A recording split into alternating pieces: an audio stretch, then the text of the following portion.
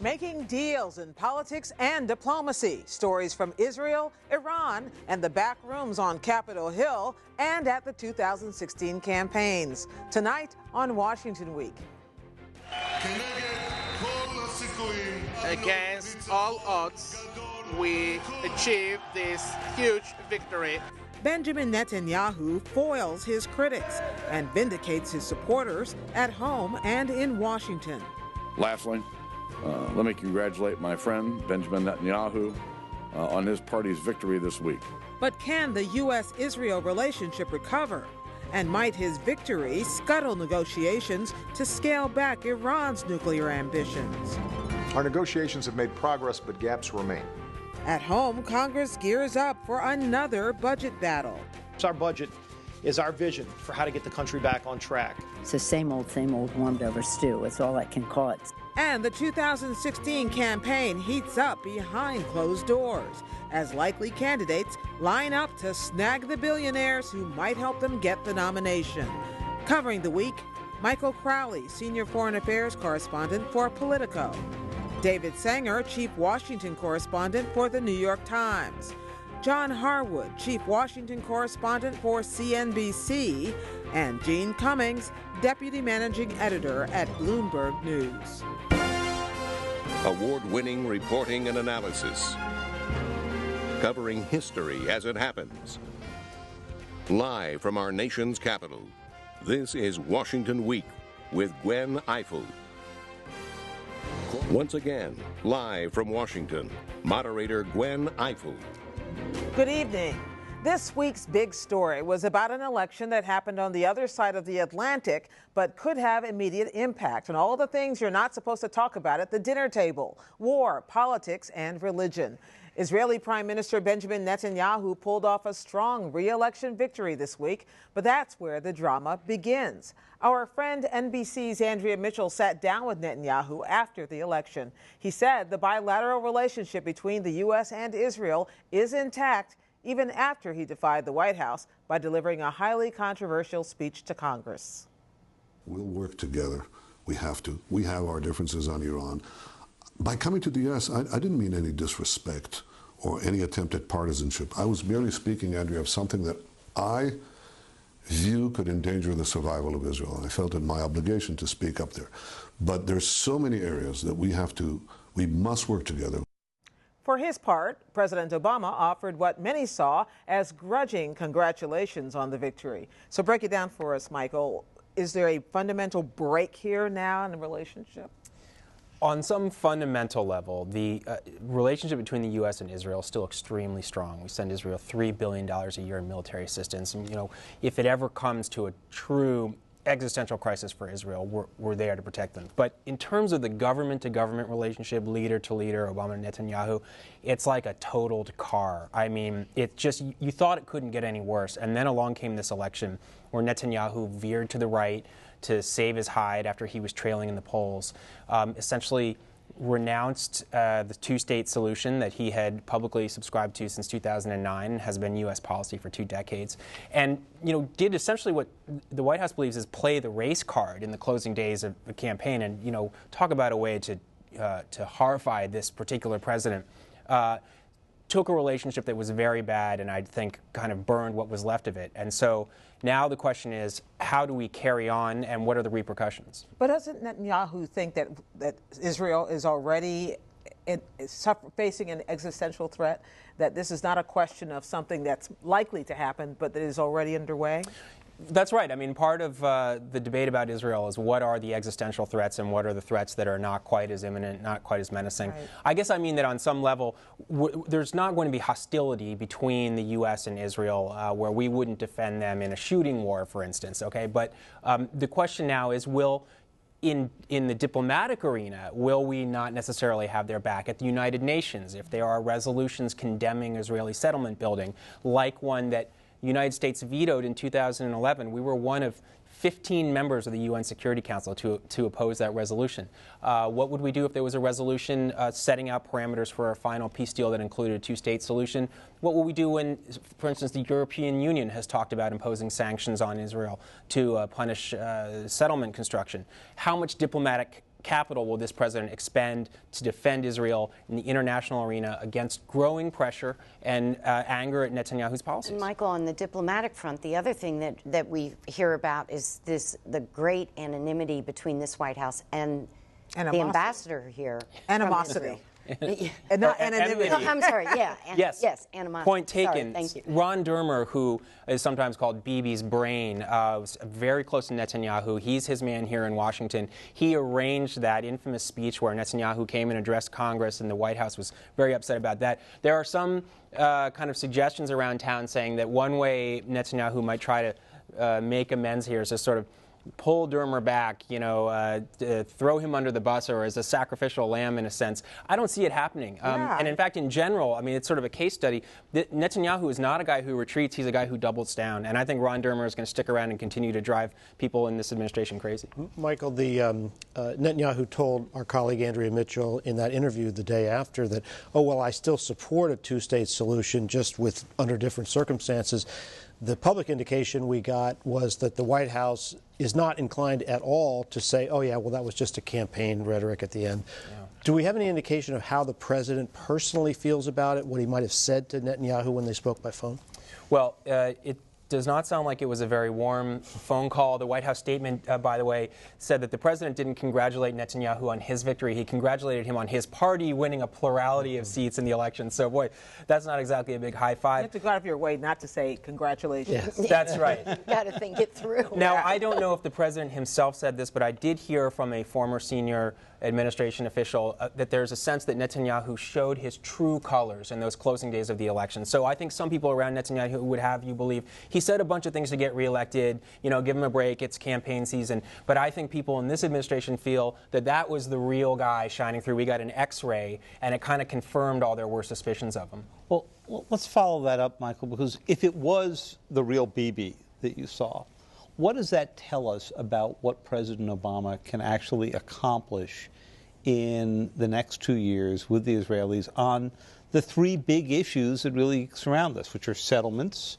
and, of course, the Iran negotiations, but then also the question of whether or not you could send Secretary of State Kerry back to actually try to get a real resolution? And if it's the real Bibi, isn't it the real Israeli voting population as well? So I think that's a really important point, which is to say that Netanyahu won a fairly decisive victory, and to people in Washington in the Obama administration, Netanyahu is extremely conservative. There are a lot of Israelis who think that Netanyahu is a little squishy. Sometimes I think about Mitt Romney having the Tea Party to his right.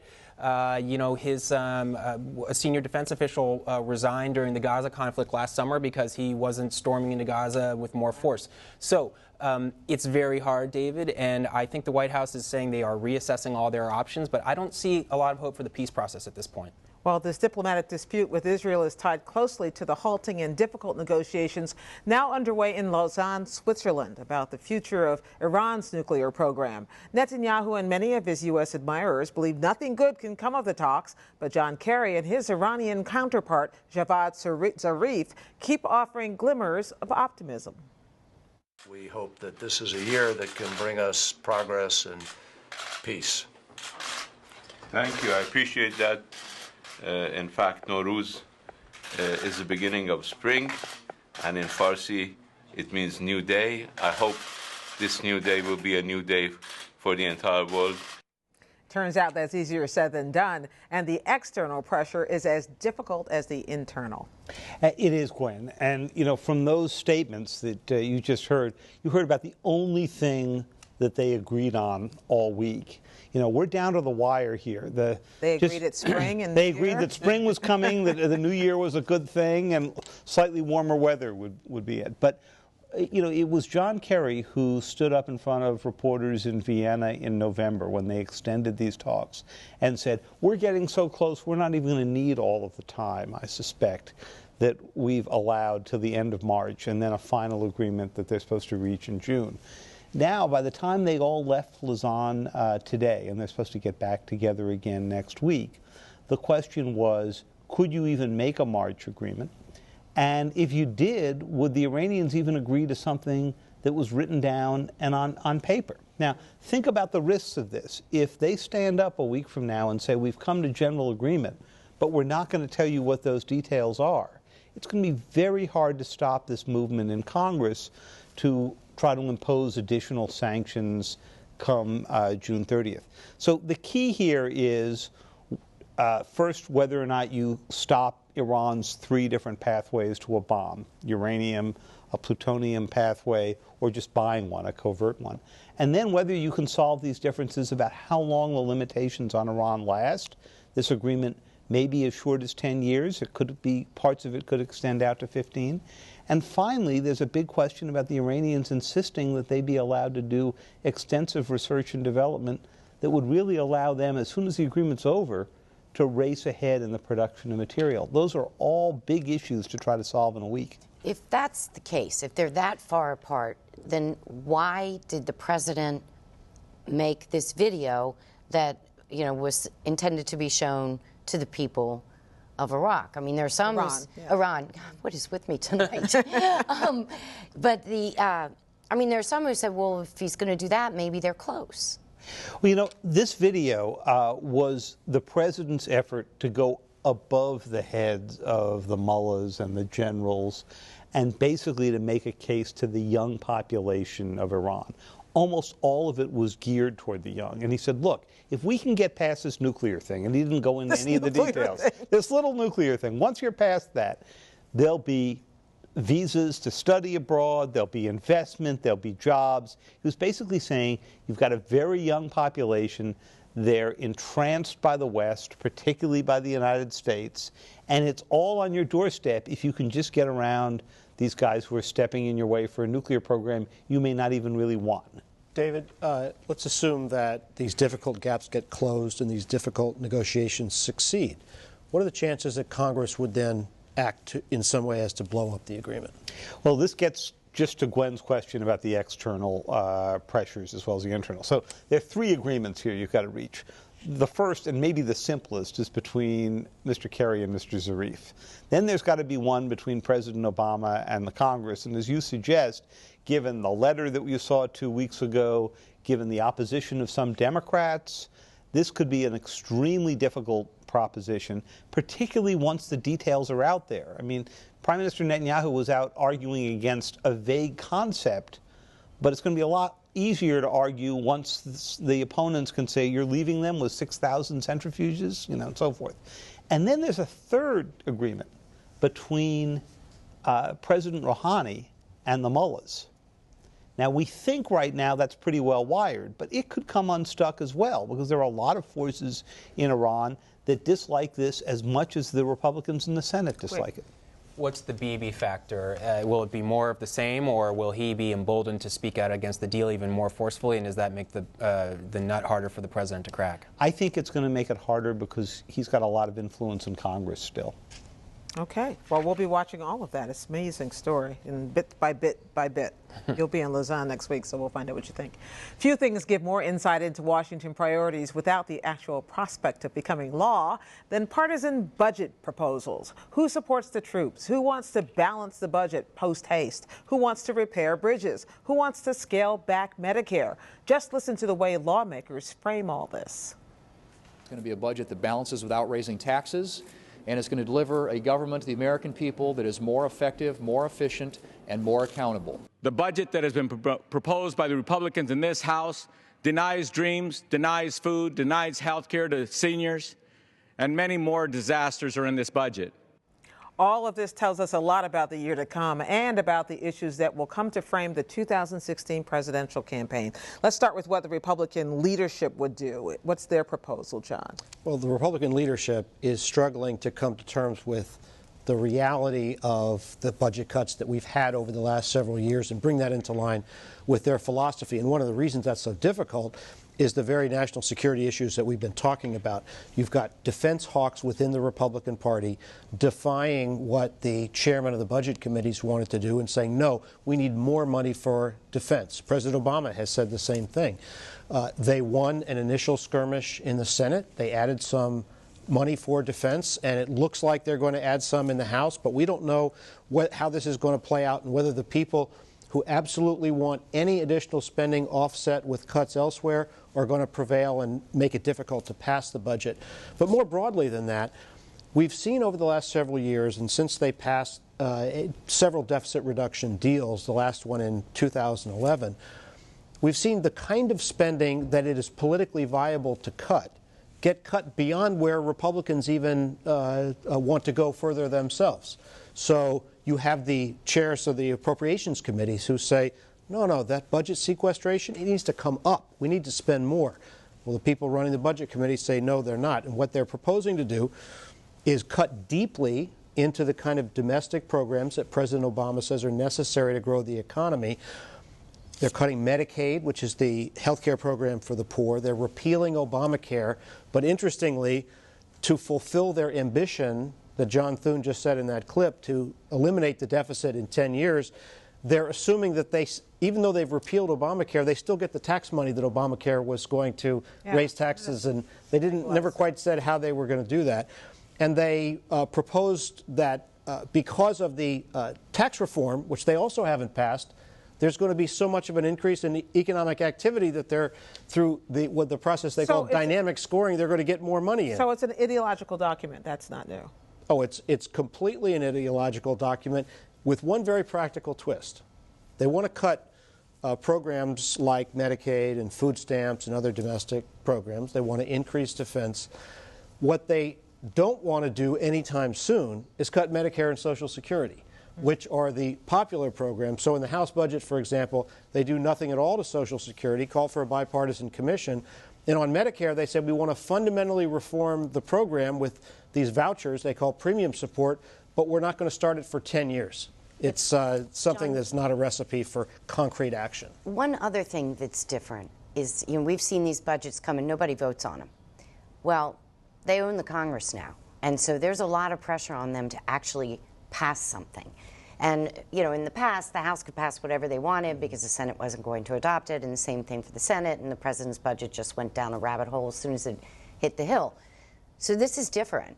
So where is Boehner? Can he do this with his own caucus? Because clearly this is not one he's going to negotiate with Pelosi to get Democratic votes for. Well, you have to start with this Congress with a standing assumption that he cannot get it through his caucus, because that's the experience that we've had on multiple controversial issues. And it's not clear that it can get through the Senate either. Remember, you've got several presidential candidates in the Senate: Rand Paul, Marco Rubio, Lindsey Graham, Ted Cruz. They're going to have to accommodate themselves to the eventual shape of a budget. And you've got this intense split between the John McCain and Lindsey Graham faction that wants to substantially increase defense spending and others who don't. So it's difficult to reconcile them. And it doesn't matter all that much if they don't pass it, because they're still going to have to pass spending bills, and those would happen independently. John, what happens to sequestering? This was the way that we were going to cut a little bit of everything in the defense budget, and everybody agreed that was not a great way to go about it. Well, remember that we had the Ryan Murray budget deal a couple of years ago, which increased the sequester caps, but that expires this year. And so what that means is the caps take effect, and the relief that the Pentagon and domestic programs got from that earlier deal goes away. That's why the defense hawks are so upset about it. President Obama has proposed raising the caps for both domestic and defense, and the Republican approach is, well, we'll give defense more money, but we'll give less to domestic, and it's not something that appears to be politically tenable. Something that will no doubt reverberate on the campaign trail. And we end tonight with our weekly look at the 2016 presidential race: who's running, who's not, and why. The why, of course, is often money. Jeanne Cummings reports that, unannounced or not, the big names are already making big bank. Jeb Bush, for example, is going for shock and awe, as you write, Jeanne. Yes, indeed. He's hoping to raise $100 million by the end of next week, and that would be his first report. This is a tactic his brother used, George W. Bush, in 2000. He didn't raise $100 million in one quarter. He raised $60 million over two, but it had an effect. And there were candidates such as Dan Quayle, John Kasich back then, and others, Senator Lamar Alexander, that were considering races. They looked at that and they said, we're not getting in. So it was very effective in clearing the field of some of his opponents. So Jeb now is trying the same tactic. And the world is entirely different, and it's not having the same effect. The interesting thing to note is that that worked for Bush in 2000, and it has never worked since. In 2004, Howard Dean was the money man. He didn't get the nomination.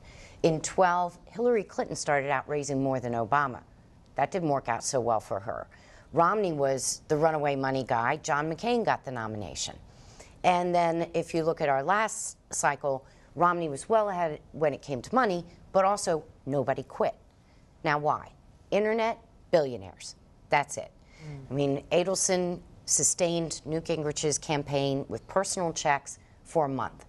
And so that is a new dynamic here. And what we see is that, you know, Marco Rubio's got a billionaire in Florida. Scott Walker's got a billionaire in Chicago. They're all, you know, lining up. They got the billionaires here, and then they'll have their super PAC there. And if you get all the tools together, you can play. Yeah. How do the Democrats respond to this? And does Hillary Clinton have her own billionaires? She must. Well, I'm sure that she does. They haven't been named yet. But to be honest, the Democrats are pretty mortified at this moment. And it can be, that may be because they're frozen in place, and so they can't really tell what they will accomplish. But they know they don't just have Adelson and, you know, these other billionaires and the Kochs. The Kochs are talking about spending $900 million by themselves. So they've got all kinds of different places where a lot of money is going to come at them, and they don't have a history. They just don't have the history of playing and raising this kind of money because they're ideologically opposed to it. And Obama didn't want it. So Hillary's got to build it, and we don't know if she can. So given that a single very, very wealthy donor can propel somebody even if they don't have much popular support, is there any reason to think that someone on the Democratic side who potentially would oppose Hillary Clinton, even though they don't show up in the polls, could get a sponsor like that and make a big difference in the Democratic race? Well, theoretically, yes. But you have to have, you can have that to sustain your campaign operation, but you do have to show other attributes as a candidate. And that's why Adelson sustained Gingrich for a month, but Gingrich didn't win. And Santorum, similarly, had a billionaire behind him, gave him extra time on the trail, but he didn't win. Jeanne, what happened to the old theory that it was in Hillary Clinton's interest to not announce for a long time and freeze all the money so that nobody else could get at it because everybody would be waiting on the sidelines for her to get in? Right. Well, she has accomplished that task. She has no serious opponents against her right now. And I think that the mistakes that her campaign made last week with the email controversy have been a wake-up call that she needs to get moving. And a lot of it doesn't have to do with money when it comes to Hillary Clinton. It's just the elephant in the room. Thank you, everybody, very much. We are done here, but the conversation, as always, will continue online. Join us on the Washington Week Webcast Extra, where we will talk about the sudden resignation of Congressman Aaron Schock and how he got in trouble because of Downton Abbey. Wasn't our fault. You can watch the webcast later tonight and all week long at pbs.org/Washington Week. Keep up with developments with me and Judy Woodruff over at the PBS NewsHour, and we'll see you here next week on Washington Week. Good night.